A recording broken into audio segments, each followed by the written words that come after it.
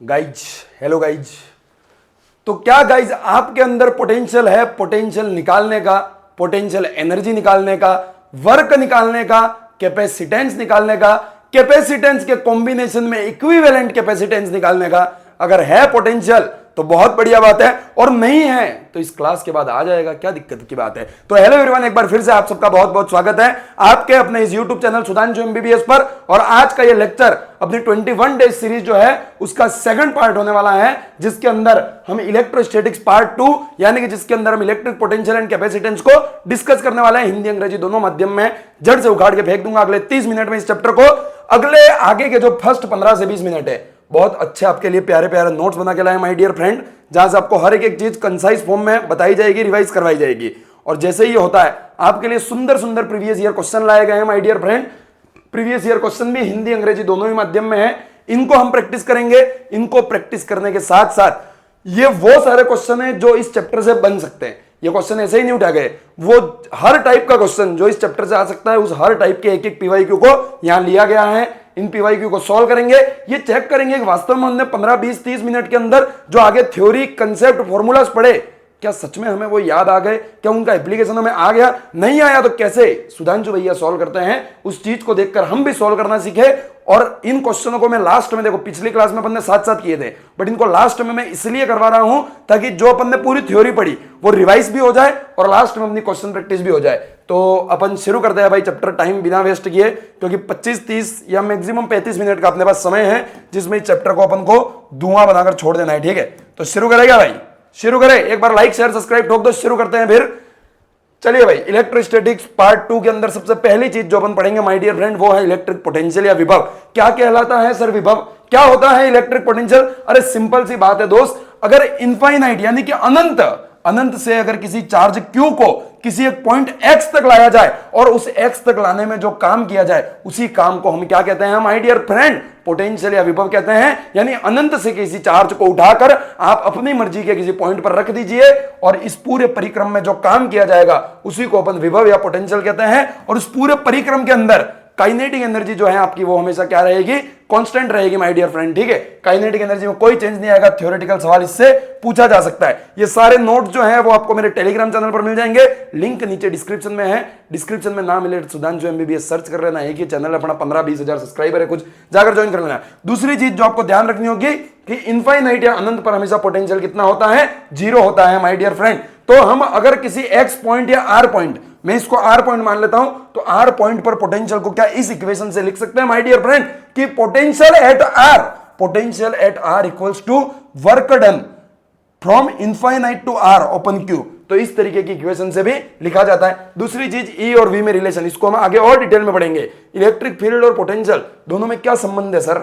संबंध तो अपना जानना काम है, ठीक है, लड़कियों की आदत होती है सबके बीच में संबंध जानने की, चुगलियां करने की। तो वही संबंध यहां है कि यहां पोटेंशियल डिफरेंस यानी कि वी ए और वी बी, 2 पॉइंट ए और बी, 2 पॉइंट है, तो उन दोनों का जो पोटेंशियल डिफरेंस होगा वो किसके बराबर होगा?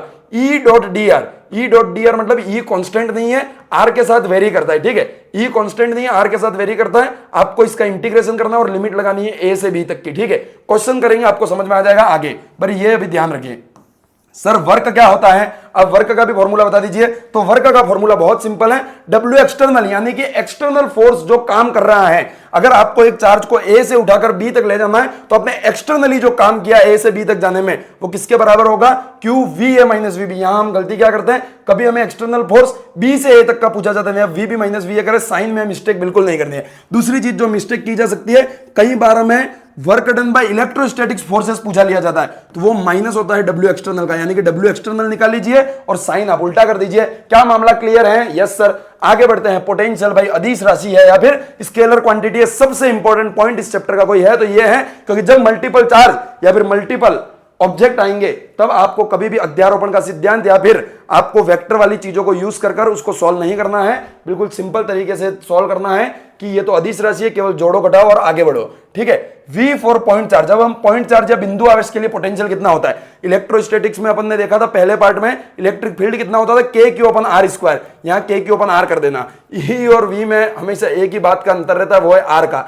V में एक R हमेशा कम हो जाता है, K Q अपन R अक्सर। ठीक है, ग्राफ कैसा होगा सर? इनवर्सली प्रोपोर्शनल, कुछ इस सब तरह का दिखेगा हमें ग्राफ। दूसरी चीज ई की डायरेक्शन में जब भी आप जाएंगे तो वी कम होता जाएगा। यानी कि मेरे पास ये 3 पॉइंट है, ए बी और सी, और मुझे बोला कि ई की डायरेक्शन बॉस कुछ ऐसी है, तो हमें यहां से पता पड़ता है माय डियर फ्रेंड, हमें यहां से पता पड़ता है कि जैसे जैसे हम इधर जाएंगे वी जो है वो कम होता जाएगा, यानी कि सी पर जो है वो सबसे कम होगा, उसके बाद बी पर और उसके बाद ए पर। तो ए पर तो मैक्सिमम होगा और वी पर मिनिमम होगा, सी पर मिनिमम होगा। तो वही एक सवाल भी यहां दिया गया है कि यहां एक पॉजिटिव चार्ज रखा है, इस पॉजिटिव चार्ज से 3 अपन ने सर्कल बना दिए, 1 2 और 3, यहां तीनों पर एक एक पॉइंट है, एक पॉइंट यहां, एक पॉइंट यहां, एक पॉइंट यहां। तो तीनों के पॉइंट का आपको पोटेंशियल का क्या बताना है, रिलेशन बताना है। तो सर आप एक बात बताइए, आपने तो हमें इलेक्ट्रिक फील्ड की डायरेक्शन तो बताई नहीं, हम कैसे बता दे भला? अरे मूर्ख, पॉजिटिव चार्ज से इलेक्ट्रिक फील्ड की लाइंस कैसी होती है? मैंने होमवर्क दिया था पहले लेक्चर में, खुद से पढ़ना इलेक्ट्रोस्टैटिक्स फील्ड के लाइंस वाला। तो वहां अगर तुमने पढ़ा हो, देखा होगा कि पॉजिटिव चार्ज से इलेक्ट्रिक फील्ड कैसा होता है, बाहर की ओर होता है। तो बाहर की ओर यानी कि अगर ये विद्युत क्षेत्र या फिर इलेक्ट्रिक फील्ड की डायरेक्शन है, तो यहां जाने पर v जो है वो क्या होता जाएगा, कम। यानी कि सबसे कम 1 पर होगा, फिर 2 पर और फिर 3 पर। तो सबसे ज्यादा जो है वो 3 पर होगा, ठीक है, और सबसे कम 1 पर होगा। तो इस ऑर्डर को भी आप ध्यान रखें, ये बहुत इंपॉर्टेंट पॉइंट है। एक सवाल आपके सामने पेज है स्टेटमेंट 1 और 2 वाला। पहला स्टेटमेंट है, अगर कहीं इलेक्ट्रिक फील्ड 0 है तो क्या जरूरी है कि v भी 0 होगा? अगर कहीं इलेक्ट्रिक फील्ड 0 है तो क्या जरूरी है कि v भी 0 होगा? कमेंट बॉक्स में इसका आंसर बताइए फटाफट भाई, धुआंधार तरीके से। स्टेटमेंट 2 है, अगर v 0 है तो क्या ऐसा जरूरी है कि e भी 0 होगा? क्या दोनों में से कौन सा स्टेटमेंट आपको सही लग रहा है? माय डियर फ्रेंड, दोनों स्टेटमेंट गलत है, इस बात को आप अच्छे से ध्यान रखें। ई 0 मतलब जरूरी नहीं कि वी भी हमेशा 0 हो, और जहां विभव 0 वहां ये जरूरी नहीं कि विद्युत क्षेत्र भी 0 हो, दोनों अपने आप में इंडिपेंडेंट रहते हैं, ठीक है। एक सवाल आपके सामने पेश है, 3 चार्ज दे रखे हैं, पॉइंट चार्ज है तीनों, एक प्लस क्यू है, दूसरा प्लस क्यू है और तीसरा -3 है, और यहां पॉइंट एक्स पर तीनों से डिस्टेंस दे रखी है आपको r, ठीक है। आपको पॉइंट एक्स पर पोटेंशियल निकालना है। अरे सर आपने एंगल तो दिया ही नहीं, तो हम वेक्टर कैसे लगाएंगे? अरे मूर्ख, v जो है वो कैसी क्वांटिटी है? स्केलर क्वांटिटी है माय डियर फ्रेंड। अगर अदिश राशि है तो आपको सीधा सीधा जोड़ना है, v नेट जो होगा वो तीनों का जोड़ देना है सीधा सीधा। और देखो, जो अदिश राशि है वहां पर आपको चार्ज का साइन यूज करना है, जो सदिश राशि है वहां चार्ज का साइन यूज नहीं करना है। इस पॉइंट को लिख लीजिएगा, जो सदिश राशि है या फिर जो वेक्टर क्वांटिटी है, ये बहुत कंफ्यूजन होता है, वहां साइन जो है वो यूज नहीं करना है। और जो अदिश राशि है, जो अदिश राशि है या फिर स्केलर क्वांटिटी है, वहां पर साइन जो है वो यूज करना है। जैसे कि सदिश राशि में अपन ने फोर्स देखा था, इलेक्ट्रोस्टैटिक्स इलेक्ट्रिक फील्ड देखा था, वहां अपन ने कभी भी चार्ज का साइन यूज नहीं किया था, ठीक है। वहीं अदिश राशि के अंदर अपन पोटेंशियल देखेंगे तो हर फॉर्मूले में आपको साइन यूज करना है। तो साइन कैसे यूज करेंगे? देखो, वी नेट पहले के कारण लिख रहा हूं के क्यू ओपन आर, प्लस इसके लिए भी मैं लिख रहा हूं क्यू प्लस के क्यू ओपन आर। अब यहां -3 है, तो यहां मैं क्या लिखूंगा, 3 के और माइनस क्यू लिखना है, ठीक है, ओपन आर। बस इन तीनों का जोड़ भाग कर दीजिए, आपका आंसर आपके सामने होगा, वेक्टर लगाने की कोई जरूरत नहीं। अब विभव पढ़ेंगे किसके कारण? रिंग के कारण। रिंग के कारण पोटेंशियल कितना होगा? तो आपको यहां एक्सिस पर पूछा जाता है, एक्सिस से एक्स डिस्टेंस पर इसकी रेडियस आर और इसके ऊपर टोटल चार्ज जो है वो प्लस क्यू है, तो कितना होगा? देखो, अपन ने इलेक्ट्रोस्टैटिक्स में भी पढ़ा था, कमेंट बॉक्स में बताओ इलेक्ट्रिक फील्ड कितना होगा। और इलेक्ट्रिक फील्ड की डायरेक्शन कुछ ऐसी होती थी। गाइस बताइए मुझे, पोटेंशियल की डायरेक्शन कैसे होगी? अगर ये प्लस क्यू चार्ज है, पोटेंशियल की डायरेक्शन कैसे होगी? अरे मूर्ख प्राणियों, पोटेंशियल फिर बता रहा हूं, पोटेंशियल कैसी क्वांटिटी है? स्केलर है, इसकी कोई डायरेक्शन नहीं होती है। और पोटेंशियल होता कितना है? तो ध्यान रखना, K Q upon R square plus X square का अंडर रूट। आगे बढ़ते हैं। अब अपन बात करते हैं स्फीयर की। वहां अपन ने होलो और सॉलिड स्फीयर देखा था, यानी कि एक ठोस गोला है या फिर नॉन कंडक्टिंग गोला है जो पूरा भरा हुआ है, और एक है होलो या फिर कंडक्टिंग जो पूरा भरा हुआ नहीं, किसके केवल सरफेस पर चार्ज है। तो दोनों के लिए अपन ने पढ़ा था, क्या पढ़ा था माय डियर फ्रेंड? दोनों के लिए अपन ने इलेक्ट्रोस्टैटिक्स में पहले पार्ट में अपन ने पढ़ा था इलेक्ट्रिक फील्ड। अब पोटेंशियल पढ़ना है, तो सबसे पहले होलो के लिए एक्सटर्नल पर दोनों पे समान होगा, के क्यू ओपन आर, के क्यू ओपन आर। अपन गलती क्या करते हैं कि कई बार क्वेश्चन में अपन को सरफेस से डिस्टेंस दी जाती है, बट यहां जो आर है वो कहां से डिस्टेंस है? केंद्र या फिर सेंटर से डिस्टेंस है। तो दोनों के बाहर तो के क्यू ओपन आर होगा, सॉलिड हो चाहे होलो हो। दूसरा, सरफेस पर के क्यू ओपन कैपिटल आर होगा, जैसा वहां होता था वैसा दोनों में सेम होगा।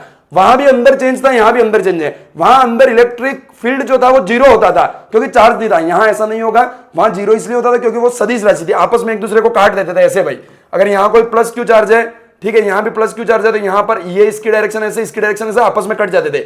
यहां कटेंगे नहीं, तो जितना सरफेस पर होगा उतना ही कहां होगा?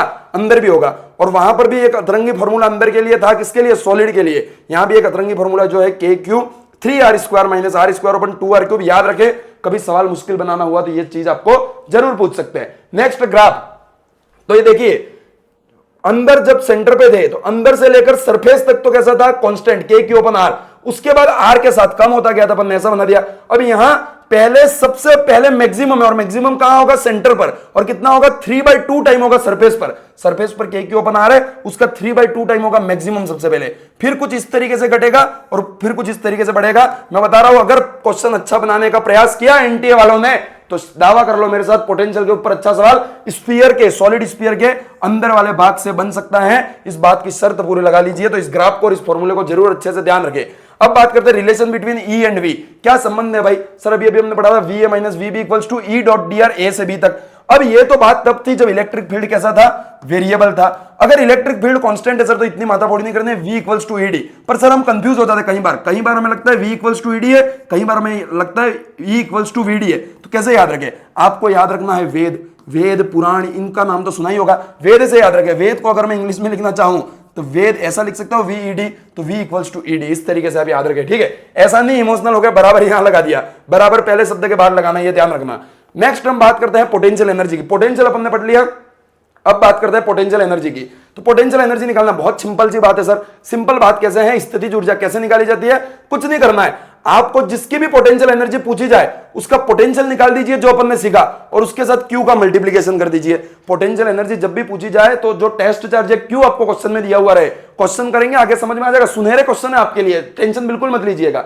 उस क्यू का मल्टीप्लीकेशन कर दीजिए पोटेंशियल, और पोटेंशियल कैसे निकालते हैं वो हम आगे सीख चुके हैं, आपके पास आ जाएगी। अगर कोई दो चार्ज पेयर में दे रखे तो इस पेयर की जो पोटेंशियल एनर्जी होती है वो कितनी होती है, के Q1 Q2 अपन आर, ठीक है सर। के Q1 Q2 upon are square ऐसी चीज अपन ने कहीं पढ़ी थी, फोर्स में पढ़ी थी दोस्त, याद दिलवा दूं। यहां ये पोटेंशियल एनर्जी में केवल आर होगा, ठीक है? पहले पार्ट में हर जगह जहां आर स्क्वायर वहां आर आर आएगा यहां पर। नेक्स्ट सबसे इंपॉर्टेंट डायपोल, स्टार लगा लीजिए भाई।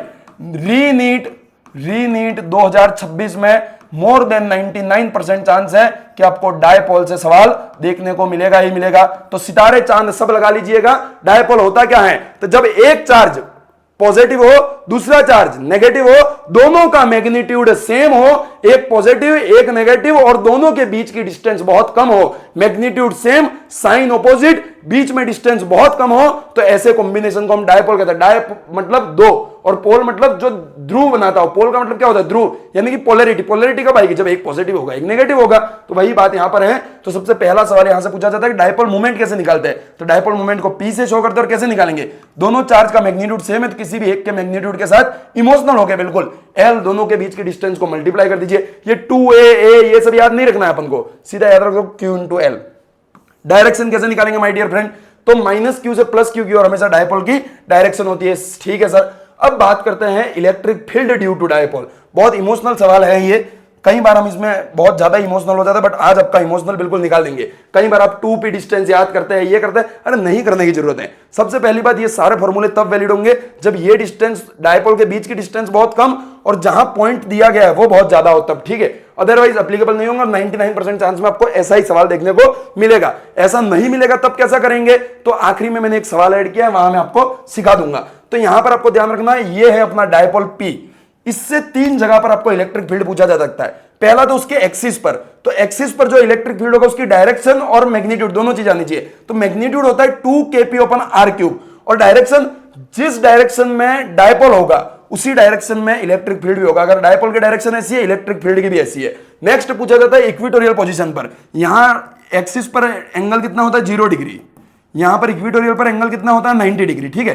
90 डिग्री पर पूछा जा सकता है। मैग्नीट्यूड आपको याद रखना है -kp/r³। माइनस केवल इसलिए लिखा है क्योंकि इसकी जो डायरेक्शन होती है वो डायपोल की डायरेक्शन से जस्ट उल्टी होती है। जो डायपोल की डायरेक्शन होगी उसकी जस्ट ऑपोजिट डायरेक्शन में इक्वेटोरियल पर क्या होगा, इलेक्ट्रिक फील्ड होगा। दूसरा, आपको किसी भी एक्स पॉइंट पर, मैक्सिमम चांस है कि इन दो पर पूछे, बट किसी भी एक अननोन पॉइंट एक्स पर पूछ लिया, जहां थीटा कोई अननोन है, कुछ भी हो सकता है, 30 60 कुछ भी हो सकता है, अगर वहां पूछ ले तो आपको फॉर्मूला यूज करना है कौन सा, kp/r³। जो यहां लिखा था वही यहां भी लिखना है, kp/r³।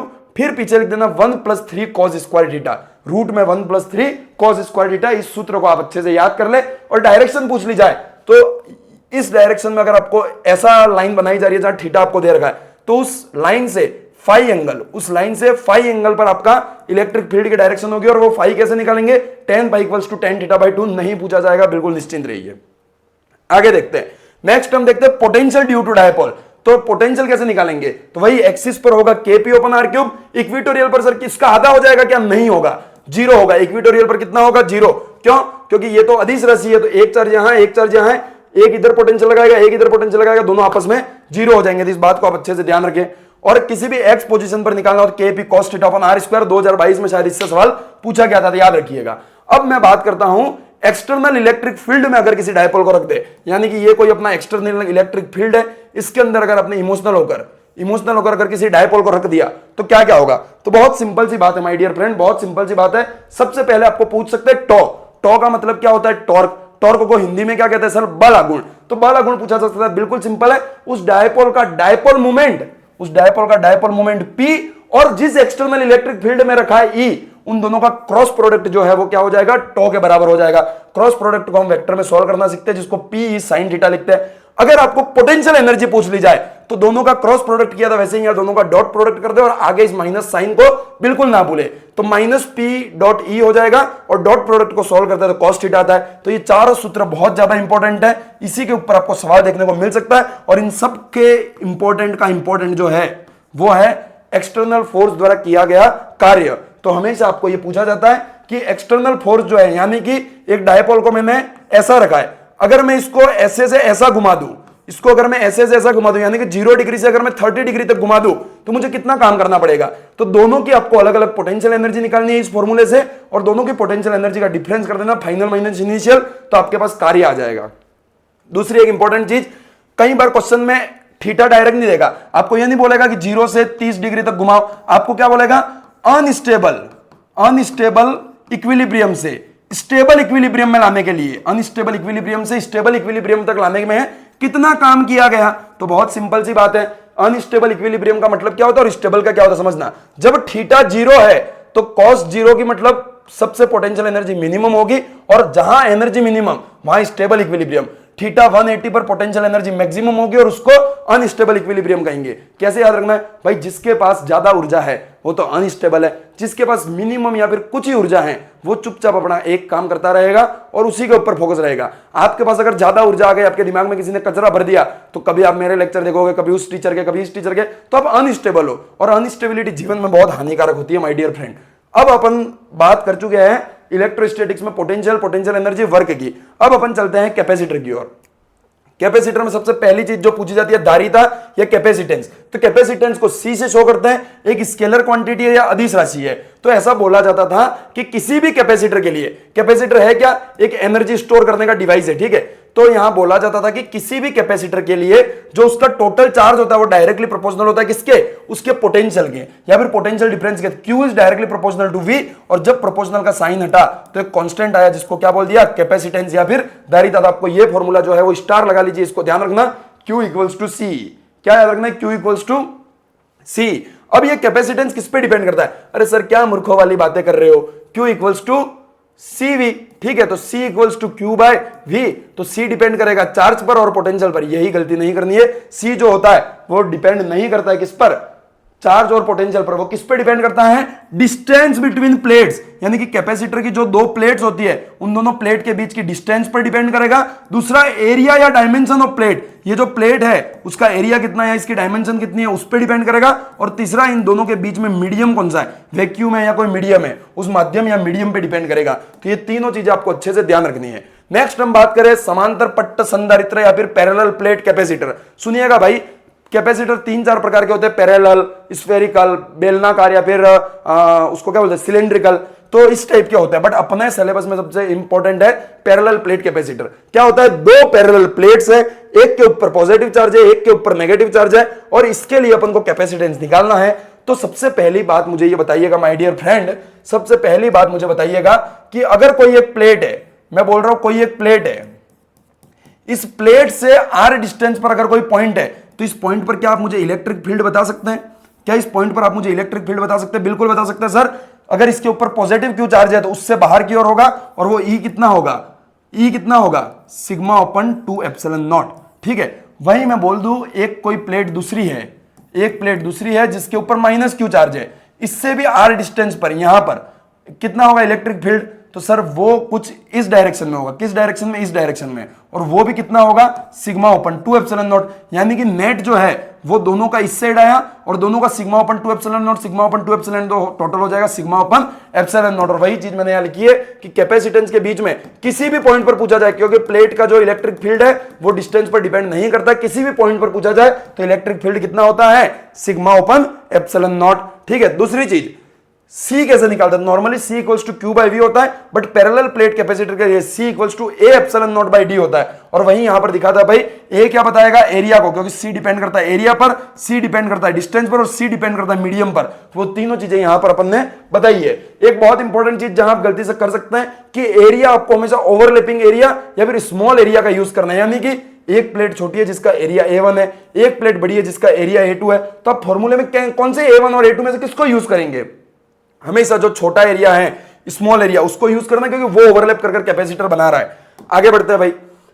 आगे क्या है? दो कंडीशन आपको क्वेश्चन में हमेशा दी जाती है। कभी कभी बोला जाता है कि एक कैपेसिटर है जो किसी बैटरी से जुड़ा हुआ है, जिसके अंदर कोई चार्ज जो है वो प्रवाहित हो रहा है, फ्लो हो रहा है, तो उस केस में आप हमें t इक्वल्स टू 0 समय पर उस कैपेसिटर में क्या करना है? आपको सीधी सी बात रखनी है, t इक्वल्स टू 0 जब है तब उस कैपेसिटर को आपको एक सीधा तार बना देना। कोई भी सर्किट पूछा जाए, मैं क्वेश्चन करवाऊंगा आपको समझ में आ जाएगा, उसको आपको एक सीधा तार बना देना है। और t इक्वल्स टू इनफाइनाइट बोला, जिसको स्टेडी स्टेट बोलते हैं, स्टेडी स्टेट बोलते हैं, उस कंडीशन में आपको कैपेसिटर को एक खुला ओपन सर्किट बना देना है। कैसा? ओपन सर्किट बना देना है। एक क्वेश्चन आपको मैं करवाता हूं, और अगर क्वेश्चन में दोनों में से कौन सा केस है ये नहीं बोला है, तो हमेशा आपको क्या मानना है? t इक्वल्स टू इनफाइनाइट मानना है।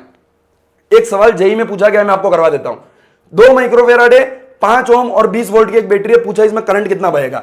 अगर कुछ टाइम नहीं दे रखा तो अपन t इक्वल्स टू कितना मानेंगे? इनफाइनाइट मानेंगे। इनफाइनाइट मान लिया तो ये जो कैपेसिटर है 2 माइक्रोफेराड का, इसको मैं क्या एक ओपन सर्किट बना दूं? क्या इसको मैं कुछ ऐसा ओपन सर्किट बना दूं? बना दीजिए सर। तो यहां तो करंट जाएगी ही नहीं, करंट केवल इसी इसमें घूमेगी, करंट केवल इसी इसमें घूमेगी। तो I इक्वल्स टू कैसे निकालेंगे sir? V open R। V कितना है? 20 और R कितना है? 5। तो सिंपल सा आपका 4 आंसर आ गया। और ऐसे आप कैपेसिटर रेजिस्टेंस के सवालों को देखकर घबरा जाते हो, बट अब घबराने की कोई जरूरत नहीं है। आगे बढ़ते हैं। स्टोर्ड एनर्जी, स्टोर्ड एनर्जी से कैपेसिटर में क्वेश्चन पूछा जाता है। ये जो कैपेसिटर है वो एनर्जी स्टोर करने का काम करता है, ये तो आपने बोल दिया, बट कितनी करेगा? हाफ CV स्क्वायर करेगा। आप C और V को रिप्लेस कर सकते हैं Q इक्वल्स टू CV वाले फॉर्मूले से। ठीक है, तो 3 अलग अलग फॉर्मूले बन जाते हैं, जो आपका होमवर्क आपको खुद से बनाने। नेक्स्ट, कैपेसिटर के कॉम्बिनेशन से सवाल पूछा जाता है, श्रेणी क्रम या फिर सीरीज, और दूसरा होता है पैरेलल या फिर समांतर क्रम। तो सीरीज में C1 और C2 इस टाइप से दोनों एक ही लाइन में जुड़े हुए होते हैं। और C इक्विवेलेंट कैसे निकालते हैं? 1/C1 plus 1/C2। सीरीज में हमेशा Q जो है वो सेम रहेगा, दोनों पर सेम Q रहेगा। ठीक है, बट पोटेंशियल जो है V वो डिवाइड होगा। कैसे डिवाइड होगा? सिंपल सी बात है, Q इक्वल्स टू क्या होता है? CV। यहाँ Q क्या है अपने पास? कांस्टेंट है, तो C is inversely proportional to V होगा, तो इनवर्स में डिवाइड होगा। तो यानी कि अगर आपको C1 के ऊपर पोटेंशियल निकालना है जो कि V1 है, तो कैसे निकालेंगे? इनवर्स में निकालेंगे। C2/C1 plus C2 into V total. वहीं आपको V2 निकालना है तो C1 पहले लिखेंगे ऊपर, फिर नीचे C1 plus C2 into V total. इस तरीके से आप निकाल सकते हैं। समांतर क्रम जस्ट इसका उल्टा है, C1 और C2 समांतर क्रम में, C equivalent C1 plus C2 से निकालेंगे। V जो है वो हमेशा सेम रहेगा, Q जो है वो डिवाइड होगा। Q C के डायरेक्टली प्रोपोर्शनल में होता है, तो डायरेक्टली प्रोपोर्शनल में डिवाइड होगा। यहां पर Q नेट कर दीजिएगा, C1/C1 plus C2 into Q net. क्या दोनों मामले क्लियर? इससे बहुत सवाल पूछे गए भाई, अपन आगे करेंगे, निश्चिंत रहिए, अपन आगे करेंगे।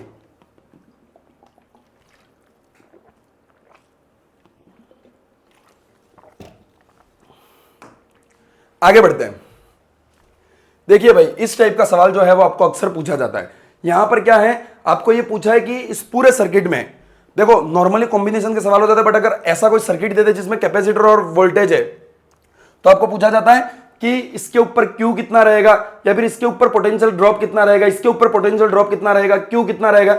ये चीज आपको पूछी जाती है। कुछ नहीं करना आपको, सिंपल, जब भी ऐसा सर्किट आए आपको पॉइंट पोटेंशियल मेथड का यूज करना है। कैसे समझना भाई, आपको किसी भी एक पॉइंट पर अपनी मर्जी से वोल्टेज 0 वोल्ट मान लेना। मैंने यहां 0 वोल्ट मान लिया।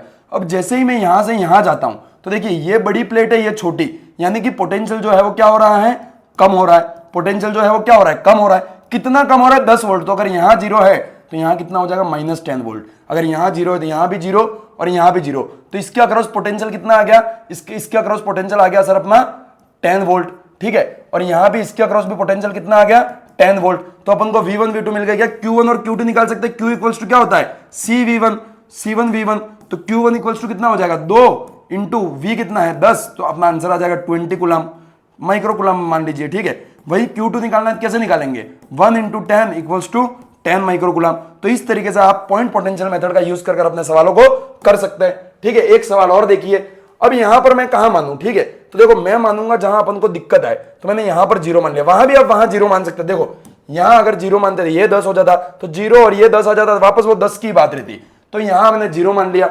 अब मैंने अगर यहां 0 मान लिया माय डियर फ्रेंड, तो मैं तो फंस गया। तो मैं यहां 0 नहीं मानता हूं, मुझे बैटरी के आसपास मानना है, तो मैंने यहां 0 मान लिया। अगर यहां 0 तो ये बड़ी प्लेट है, मतलब पोटेंशियल बढ़ रहा है, और कितना बढ़ रहा है 10, तो ये हो जाएगा 10, ये भी 0, ये भी 0, और ये हो जाएगा 5।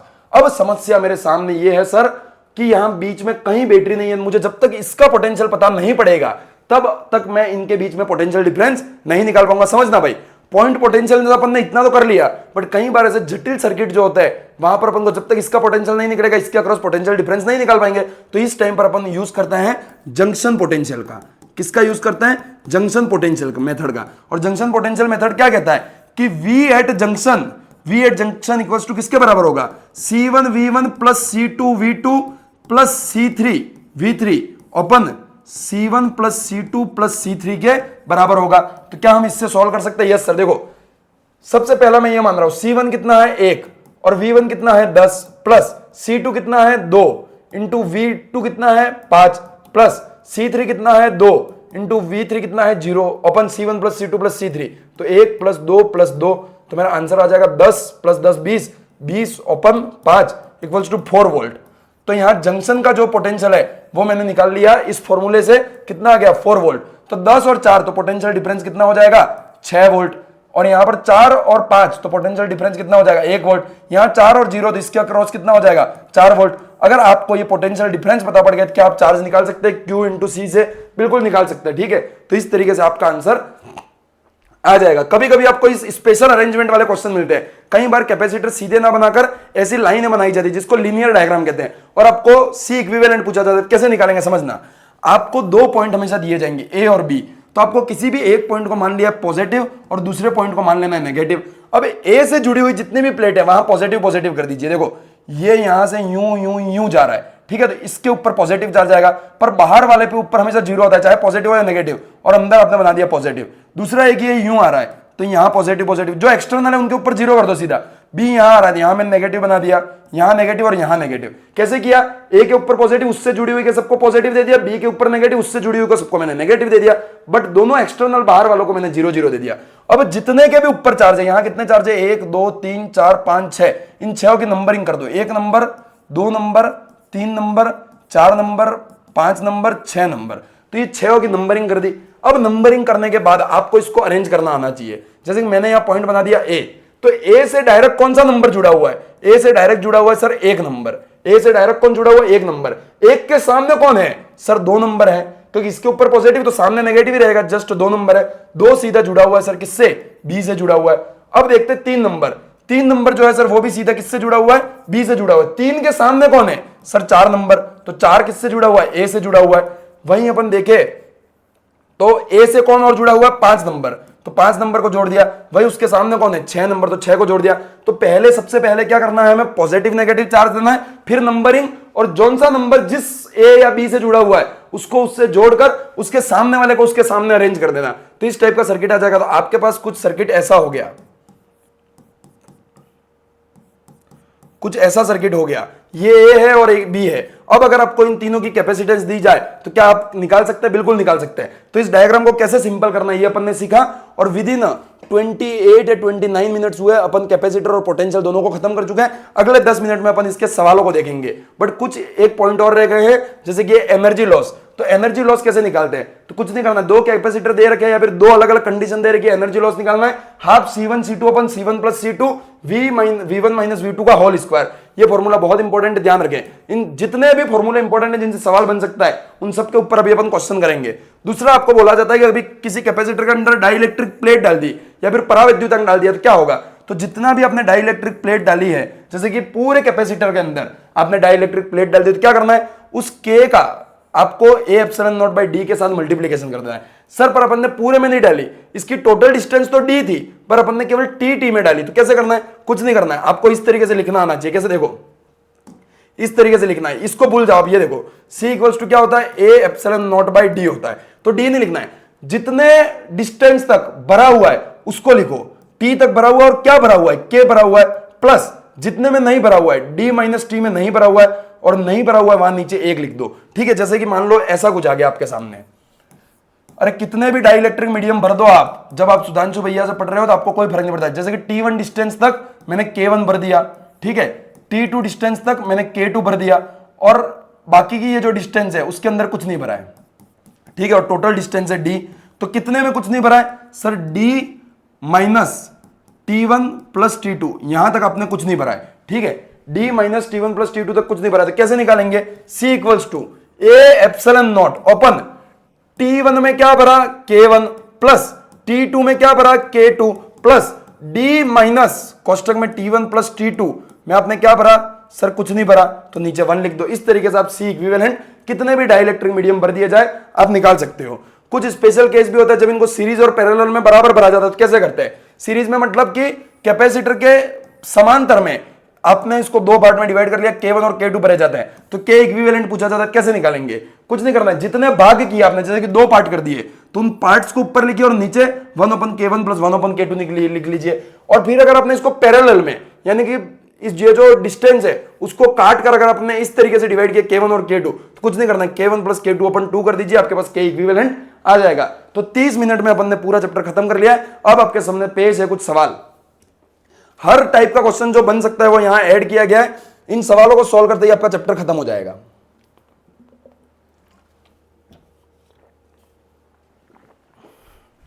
क्या है देखना भाई, पहला सवाल, an electric dipole is placed as show in figure. इस तरीके से इलेक्ट्रिक डायपोल शो किया गया है। द इलेक्ट्रिक पोटेंशियल इन 10 की power 2 at point P due to dipole is. अब आपको पूछा है कि इस डायपोल के कारण आपको ये P पॉइंट यहां पर है, ठीक है, ये 5 सेंटीमीटर डिस्टेंस यहां तक है, इसको हटा देना, ये 5 सेंटीमीटर पर है, तो आपको निकालना है पोटेंशियल। क्या है भाई समझना, ये अपना है 3 सेंटीमीटर, ये भी है 3 सेंटीमीटर, मतलब टोटल डिस्टेंस 6 सेंटीमीटर है। ठीक है, यहां पर चार्ज की वैल्यू दे रखी है क्या, -Q और +Q, तो डायपोल में सीधी बात है -Q और +Q, और बोला है कि यहां से 5 सेंटीमीटर पर, यहां से 5 सेंटीमीटर पर एक पॉइंट P है, वहां पर आपको क्या निकालना है, पोटेंशियल निकालना है। तो देखो सर सिंपल सी बात है, एक्सिस पर पोटेंशियल का फॉर्मूला होता है A axis equals to KP upon R square, तो इससे अपन निकाल लेंगे। R जो है वो 5 सेंटीमीटर हो जाएगा, K ये हो गया और P अपन निकाल ही सकते हैं। नहीं माय डियर फ्रेंड, आप गलत कर देंगे। ये फॉर्मूले तभी वैलिड थे जब ये जो डिस्टेंस है R, ये जो डिस्टेंस R है वो इसके कंपैरिजन में बहुत छोटी है, और ऐसा नहीं है ये दोनों सेंटीमीटर में है, लगभग बराबर है। तो कैसे निकालेंगे, बहुत सिंपल करना है, आपको कुछ नहीं करना है। ये जो Q चार्ज है, ये जो +Q चार्ज है, उससे इसकी डिस्टेंस कितनी है, उससे इसकी डिस्टेंस हो जाएगी सर 2 सेंटीमीटर। ठीक है, ये टोटल 5 है, इसमें से 3 हटा दिया, और इससे इसकी डिस्टेंस कितनी है, इससे इसकी डिस्टेंस हो जाएगी 3 और 2, सॉरी 3 और 3 6, 6 और 2 कितनी हो गई 8 सेंटीमीटर। तो आपको कुछ नहीं करना, दोनों चार्ज के लिए अलग अलग निकाल लेना पोटेंशियल। तो V नेट इक्वल्स टू, मैं क्या लिखूंगा इस चार्ज के लिए, सबसे पहले कैसा हो जाएगा, K माइनस क्यू अपन टोटल डिस्टेंस कितनी है 8 centimetre, plus K plus Q अपन टोटल डिस्टेंस कितने 2 सेंटीमीटर। तो इस तरीके से आप नेट V इस तरीके से निकाल सकते हैं। उस फॉर्मूले को तभी यूज करें जब दोनों की डिस्टेंस कम हो, इसीलिए ये सवाल यहां ऐड किया गया था। नीट 2025 का पेपर जो आप हार्ड मानते हैं उसका सवाल आपके सामने, क्या अपने स्मार्ट वन शॉट से आप उसको सॉल्व कर पाते हैं या नहीं, देखिए। N electric dipole, Hindi medium वाले पढ़ सकते हैं, हिंदी में भी है।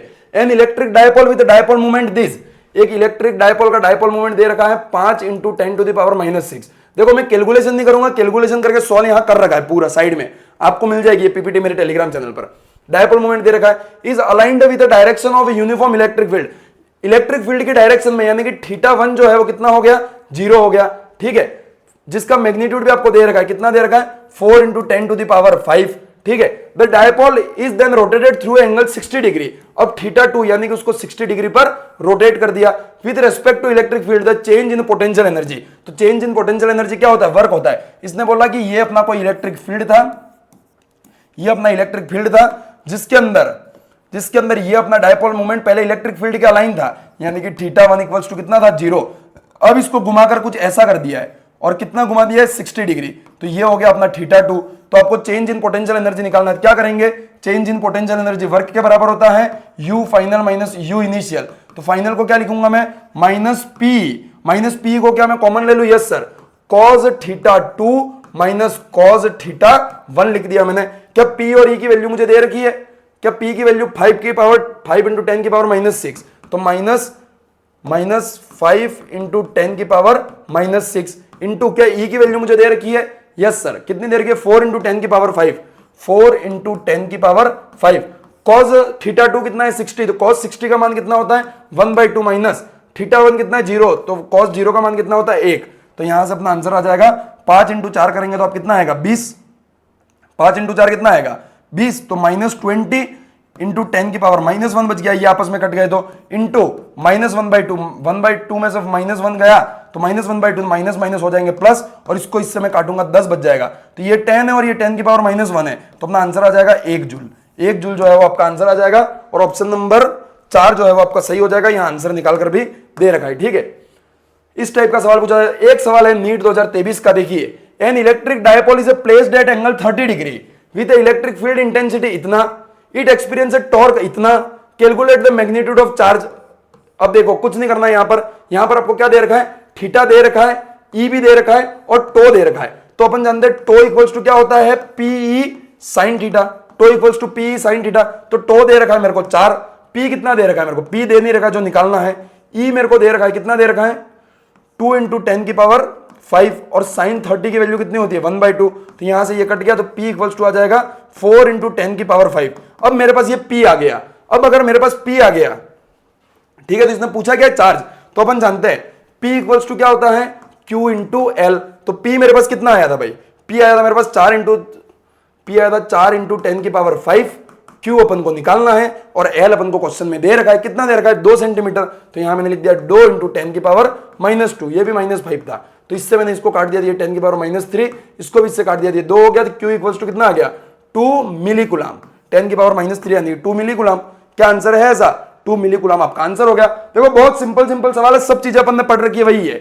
अब देखो मैं यहां पर आपको पिछले 5-7 सालों के जो भी क्वेश्चन बन सकते पीवाईक्यू वो करवा रहा हूं, आपको क्या करना है, और जितने भी नीट के पीवाईक्यू 15 सालों के वो इस चैप्टर के खुद से सॉल्व कर लेना है, साथ में अगर और भी आपके पास टाइम हो तो जेई मेंस के कर लेना, आपका चैप्टर कंप्लीट हो जाएगा। नीट 2026 यानी कि जो कैंसिल हुआ उसमें क्या आया है, consider two uncharged capacitor of equal capacitance 20 microfarad. दो कैपेसिटर है C1 और C2, ठीक है, दोनों के ऊपर कैपेसिटेंस है 20 पिकोफेराडे, पिको को बदलना तो आता ही होगा आपको, पिकोफेराडे।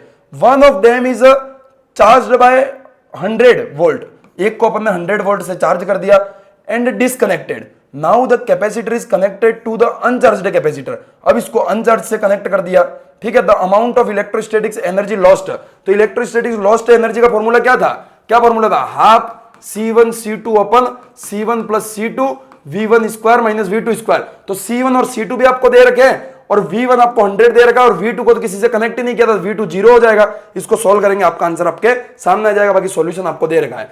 नीट 2020 का क्वेश्चन है, फेज 1 में जो पूछा गया था, in a certain region of space with volume इतना, the electric potential is found इतना, the magnitude of electric field in this region. तो आपको क्या बोल रखा है यहां पर, आपको यहां दे रखा है क्या भाई, पोटेंशियल दे रखा है, V दे रखा है कितना 5, और वॉल्यूम दे रखा है, 0.2 किसका, इस सर्टेन रीजन जिसका आपको वॉल्यूम दे रखा है। आपको पूछा E है, क्या E निकाल सकते हैं, बिल्कुल आराम से।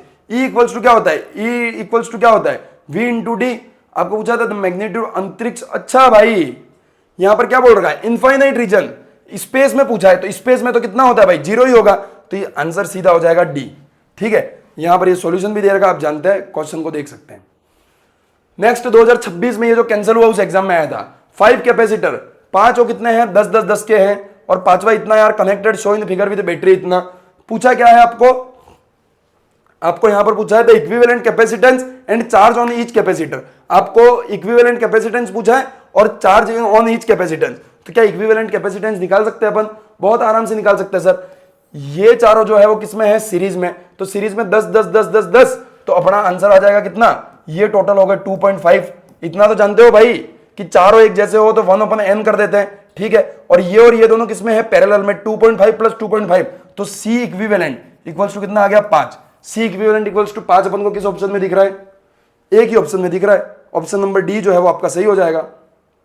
सही किया या गलत किया मैंने, कुछ गड़बड़ तो नहीं की है?